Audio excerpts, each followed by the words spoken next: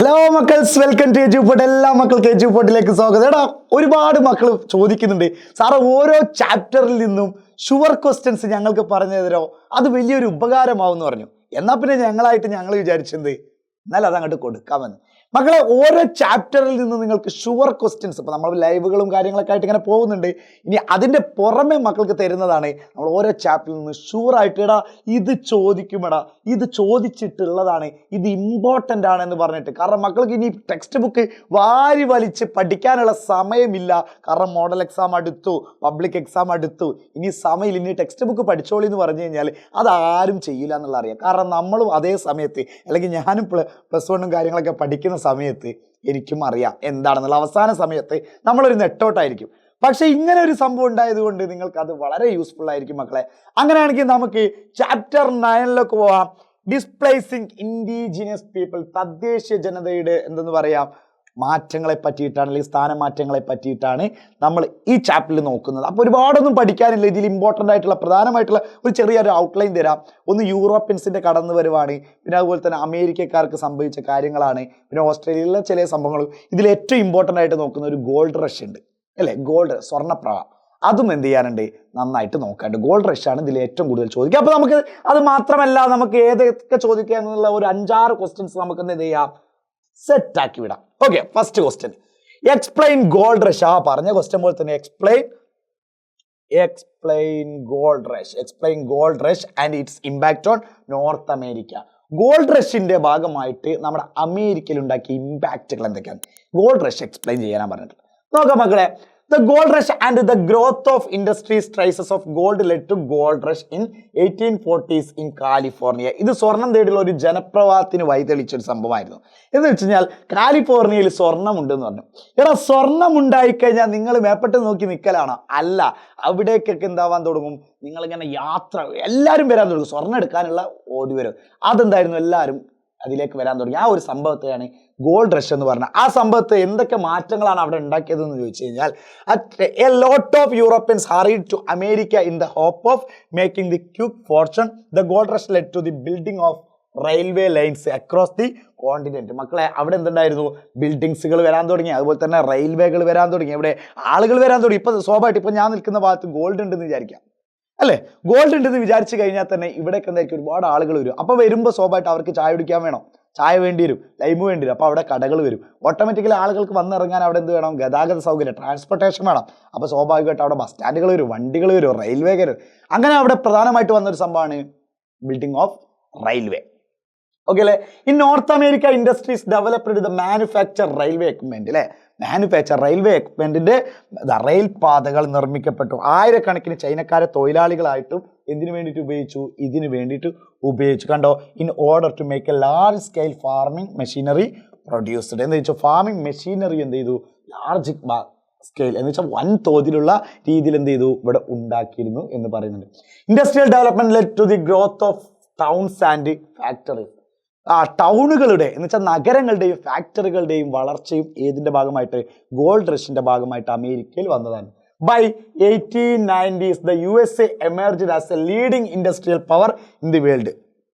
വ്യവസായത്തിൽ ഒരു വലിയ ഒരു മുന്നിൽ നിരയിൽ നിൽക്കുന്ന എന്തായി മാറി, രാജ്യമായിട്ട് 1840s ആയപ്പോൾ അമേരിക്ക മാറുകയാണ്. എന്തോടുകൂടി, നമ്മുടെ സ്വർണ്ണപ്രവാഹം അല്ലെങ്കിൽ ഗോൾഡ് റഷോടുകൂടി മാറാം. ഇതാ കണ്ടോ, ഇംഗ്ലണ്ടിൽ നിന്ന് വ്യത്യസ്തമായി വടക്കേ അമേരിക്കൻ വ്യാവസായിക വിപ്ലവം ഉണ്ടാകാനുള്ള മുഖ്യ കാരണം എന്തായിരുന്നു, ഇവിടുത്തെ റെയിൽവേയുടെ വികസനമായിരുന്നു. റെയിൽവേയുടെ വികാസത്തോടെ ദൂരദേശങ്ങൾ കൂട്ടിയിണക്കാനും ചരക്ക് നീക്കം വേഗതയിലാക്കാനും ഒരുപാട് കഴിഞ്ഞു എന്നും പറയുന്നുണ്ട്. പിന്നെ അതുപോലെ തന്നെ എന്തായാലും വിപ്ലവം ഉണ്ടാക്കാനുള്ള മറ്റൊരു കാരണമാണ് നിർമ്മാണമാണ്. ഇതോടെ വൻ തോതിലുള്ള കൃഷിയും എന്തായത് സുഗമമായി. അപ്പൊ ഇതൊക്കെ ഇതിന്റെ ഗോൾഡ് റഷിന്റെ ഭാഗമായിട്ട് വന്ന കാര്യങ്ങളാണ്. ഇനി അടുത്ത question, point out any 2 features of the life of native peoples of North America. North അമേരിക്കയിലെ തദ്ദേശീയരായിട്ടുള്ള ജനങ്ങളെ പറ്റി എന്ത് ചെയ്യാൻ പറഞ്ഞു, സവിശേഷതകൾ എഴുതാൻ വേണ്ടി പറഞ്ഞു. നേറ്റീവ് പീപ്പിൾസിനെ പറ്റി 2 ഫീച്ചേഴ്സ് എഴുതാൻ വേണ്ടി ചോദിക്കുന്നുണ്ട്. എടാ, ഇത് ചെറിയ മാർക്കിന് വരുന്ന ഒരു ചാപ്റ്റർ ആണ് കേട്ടോ, 4 മാർക്കിന് മാക്സിമം വരുള്ളൂ. അത് ഈ ഗോൾഡ് റഷിൽ തന്നെ ചോദിക്കാൻ സാധ്യത കൂടുതൽ. നോക്കാം, അവരെങ്ങനെ, the native peoples might have come to Asia through land of bridge across the Bering Strait അല്ലേ. നോക്കണം മക്കളെ, കാടുകളെ കുറിച്ച് തദ്ദേശവാസികൾക്ക് യൂറോപ്യന്മാർക്കും വ്യത്യസ്ത വീക്ഷണങ്ങളാണ് ഉണ്ടായിരുന്നത്. ഏതിനെ പറ്റിയിട്ട്, കാടുകളെ പറ്റിയിട്ട്. അപ്പൊ അവിടുത്തെ ആളുകളെ പറ്റി പറഞ്ഞു, അതുപോലെ തന്നെ സ്വദേശികൾ കാടുകളിൽ യൂറോപ്യന്മാർക്ക് അദൃശ്യമായ സഞ്ചാരപാതകൾ കണ്ടു എന്ന് പറയുന്നുണ്ട്. അതുപോലെ തന്നെ എങ്ങനെയായിരുന്നു കാടുകൾ വെട്ടിത്തെളിച്ച് ചോള വയലുകൾ മക്കൾ എന്തായിരുന്നു മൈസ് ഫീൽഡുകളൊക്കെ എന്തായിരുന്നു ആക്കുന്നതിനെ കുറിച്ചാണ് യൂറോപ്യന്മാർ ചിന്തിച്ചിരുന്നത്. അപ്പൊ അവിടെ ഉണ്ടായിരുന്ന കാര്യങ്ങളാണ് പറയുന്നത്. യൂറോപ്യന്മാർ ചെറുവയലുകളുമുള്ള ഒരു രാജ്യവുമാണ് ജെഫേഴ്സൺ എന്ത് ചെയ്തത് സ്വപ്നം കണ്ടത്. എന്നാൽ സ്വദേശിയർ എന്താ ചെയ്തത് ധാന്യങ്ങൾ വിളയിച്ച് സ്വന്തം ആവശ്യത്തിനാണ് അവരുടെ കാര്യം, അല്ലാതെ ഒരിക്കലും എന്തല്ല പണം ഉണ്ടാക്കാൻ വേണ്ടിയിട്ടായിരുന്നില്ല, അവരുടെ സ്വന്തം ആവശ്യങ്ങൾക്ക് വേണ്ടിയിട്ടായിരുന്നു ധാന്യങ്ങൾ ഉണ്ടാക്കിയിരുന്നു. പണം ഉണ്ടാക്കാനല്ല, അതുകൊണ്ട് തന്നെ സ്വന്തമാക്കുക എന്നത് അവരെ സംബന്ധിച്ചിടത്തോളം വലിയ ഒരു സംഭവ തെറ്റുപോലെയായിരുന്നു അവർക്ക് എന്ത് ചെയ്യുന്നത് ഇത് ചെയ്തുകൊണ്ടിരുന്നത്. Next question, how did the Rousseau and Wordsworth view the Americans in the 18th century? അമേരിക്കയെ പറ്റി 18th സെഞ്ചുറിയിൽ ഇവരുടെ എന്തായിരുന്നു വ്യൂ ആയിരുന്നു ആരുടെ റൂസോയും നമ്മുടെ വേർഡ്സ്വർത്ത് എന്ന് പറഞ്ഞാൽ നമുക്കറിയാം ഇംഗ്ലീഷ് പോയിട്ടാണ് അല്ലേ. അതുപോലെ തന്നെ റൂസോ നമുക്കറിയാം ഫ്രഞ്ച് റവല്യൂഷനിലൊക്കെ നമ്മൾ പഠിച്ചിരുന്നു, റൂസോ മോണ്ടസ്ക്യൂ വോൾട്ടയർ എന്നൊക്കെ പഠിച്ചിരുന്നു അല്ലേ, അതിൽപ്പെട്ട ഒരാളാണ്. അപ്പൊ ഇവരുടെ നോർത്ത് അമേരിക്കയെ പറ്റി 18th സെഞ്ചുറിയുള്ള അല്ലെങ്കിൽ 18ാം നൂറ്റാണ്ടിലുള്ള 18ാം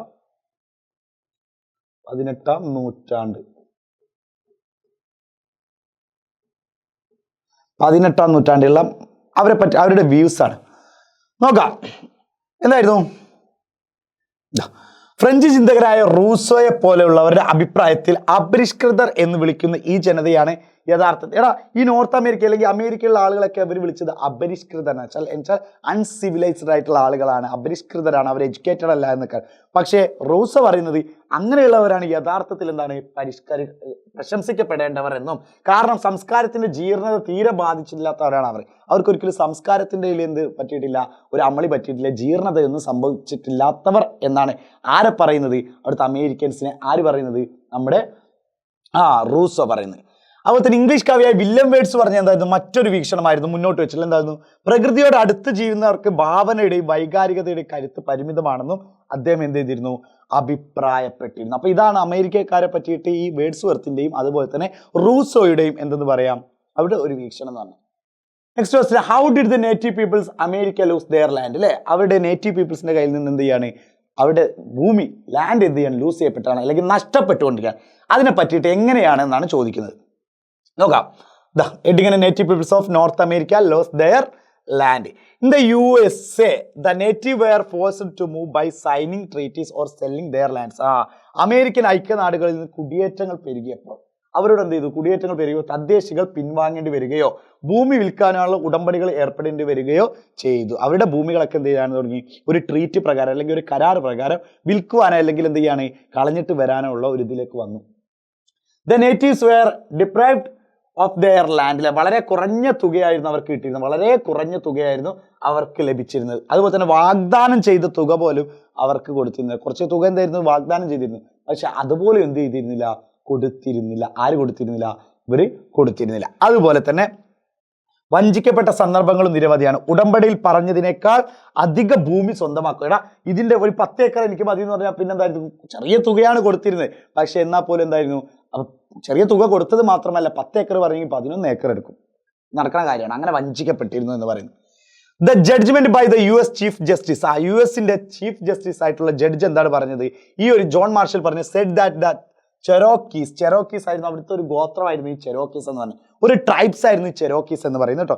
ആ ചെറോക്കീസിന്റെ കാര്യങ്ങൾ ഡിസ്റ്റിങ്ക്റ്റ് കമ്മ്യൂണിറ്റി അവരെന്ത് പറഞ്ഞ ചീഫ് ജസ്റ്റിസ് ജോൺ മാർഷൽ സുപ്രധാനമായ ഒരു വിധി പ്രഖ്യാപനം നടത്തുകയുണ്ടായി. അദ്ദേഹം പറഞ്ഞ കാര്യം എന്ന് പറഞ്ഞാൽ അമേരിക്കയിലുള്ള വലിയ വലിയ ആൾക്കാർ പറഞ്ഞ എന്താ ഇവരെ നാട് കടത്തിക്കൊണ്ടൊന്നും വലിയ പ്രശ്നങ്ങളൊന്നും ഇല്ല, വലിയ തെറ്റൊന്നുമില്ല. പക്ഷെ ജോൺ മാർഷൽ പറഞ്ഞൊരു കാര്യമാണ് US president Andrew Jackson refused. അങ്ങനെ ഒരു പ്രസ്ഥാനം ഇറക്കി ചെരൂക്കി അടിപൊളിയാണ്. ചെരൂക്കി ഗോത്രം അവരുടെ സ്വന്തം ഭൂപ്രദേശങ്ങളിൽ ജീവിച്ചു വരുന്ന ഒരു പ്രത്യേക വിഭാഗമാണെന്നും അതുകൊണ്ട് തന്നെ ജോർജിയയിലെ നിയമങ്ങൾ അവർക്ക് ബാധകമാവുന്നില്ലെന്നും ചില കാര്യങ്ങളിൽ അവർക്കും പരമാധികാരമുണ്ടെന്നും ആര് വിധിച്ചു? ജോൺ മാർഷൽ വിധിച്ചു. പക്ഷേ US പ്രസിഡന്റ് ആയിരുന്ന ആൻഡ്രൂ ജാക്സൺ എന്ത് ചെയ്തു?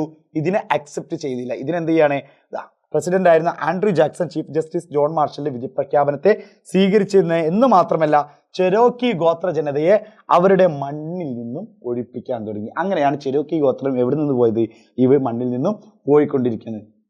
അങ്ങനെ those who occupied the land of the tribes called the natives as a lazy, not skilled, not learning English or dressing properly, they deserve to die out. എന്താണ് പറയുന്നത് മക്കളെ? ഇങ്ങനെ നിർബന്ധപൂർവ്വം ഒഴിപ്പിക്കപ്പെട്ട 15,000-ൽ പരം മനുഷ്യരിൽ 1/4 ഭാഗത്തോളം ട്രയൽ ഓഫ് ടിയേഴ്സ് എന്നറിയപ്പെട്ട ആ യാത്രയിൽ, ഈ യാത്രയെ എന്ത് അറിയപ്പെടുന്നത് ട്രയൽ ഓഫ് ടിയേഴ്സ് എന്നാണ്. കാരണം എന്താ, ആ കണ്ണുനീരിനാണല്ലോ വരുന്നത്. കാരണം എന്താ, ഒരുപാട് ആൾക്കാർ മരണമടഞ്ഞെന്ന് പറയും, യാത്രയിൽ മരണത്തിന് കീഴടങ്ങി എന്നാണ് പറഞ്ഞത്. ഏകദേശം എത്ര 15,000-ൽ പരം ആളുകൾ മരണത്തിന് കീഴടങ്ങി എന്ന് പറയുന്നത്. ഓക്കെ അല്ലേ മക്കളെ? അതുപോലെ തന്നെ തദ്ദേശീയമായ പശ്ചിമ എന്ന് ഉദ്ദേശിക്കുന്നത് പശ്ചിമ ഭാഗത്തേക്ക് തള്ളി നീക്കിക്കൊണ്ടിരുന്നു. അതിനിടയിലും അവർക്ക് ചിലയിടങ്ങളിൽ എന്തായാലും ആ പോകുന്ന ഇടയിലും ചെരോക്കികൾക്ക് എന്തായിരുന്നു, കുറച്ച് ഭൂമികളൊക്കെ കൊടുത്തിരുന്നു. പക്ഷെ അവിടങ്ങളിൽ സ്വർണമോ ഈയമോ ധാതുക്കളോ കണ്ടെത്തിയാൽ വീണ്ടും അവരെന്ത് ചെയ്യണം, ഈ പ്രദേശത്തു നിന്ന് മാറ്റുമെന്നും പറഞ്ഞിരുന്നു. ഇടയ്ക്ക് ഇങ്ങനെ ഭൂമി കൊടുത്തു, പക്ഷേ അവരോട് പറയുന്നു സ്വർണമോ ഇതൊക്കെ കാണാണ്ടെങ്കിൽ ആ സ്ഥലത്ത് നിന്ന് എന്തായിരിക്കും നിങ്ങൾ മാറേണ്ടി വരുമെന്ന് പറഞ്ഞിരുന്നു. കടുത്ത ഏറ്റുമുട്ടലുകൾക്കിടയിൽ മാത്രമേ അവർ എന്ത് ചെയ്യുന്നു, അവരെ ചെരോക്കി വിഭാഗം എന്തായിരുന്നു, നല്ല രീതിയിലുള്ള ഏറ്റുമുട്ടൽ, നല്ല രീതിയിൽ ഫൈറ്റ് ചെയ്തിരുന്നു. എന്നിട്ടാണല്ലോ അവസാനമാണ് കീഴടങ്ങിയത്. അങ്ങനെ 1869-നും 1885-നും ഇടയിൽ നിരവധി സായുധ കലാപങ്ങളാണ് US സൈന്യം അടിച്ചമർത്തിയത്. US സൈന്യം തന്നെയാണ് ഇതിനെ അടിച്ചമർത്തിയത്. അപ്പൊ ഇത്രയുമാണ് നമുക്ക് എന്ത് ചെയ്യാനുള്ളത് ഈ ചാപ്റ്ററിൽ. വളരെ ഗോൾഡ് റഷ് മക്കൾ എന്ത് ചെയ്യണം, നന്നായിട്ട് നോക്കി വെക്കണം. അപ്പൊ ഇതിൻ്റെ ഉള്ളിൽ നിന്ന് ഇത് ഞാൻ വളരെ സിമ്പിൾ ആയിട്ടാണ് തന്നിട്ടുള്ളത്. ഇത് നിങ്ങൾ ടെക്സ്റ്റ് ഒക്കെ പഠിച്ച് ബാക്കിയുള്ള മെറ്റീരിയൽസ് ഒക്കെ നോക്കിയിട്ട് മക്കൾ എന്ത് ചെയ്യണം, നന്നായിട്ട് പഠിക്കണം.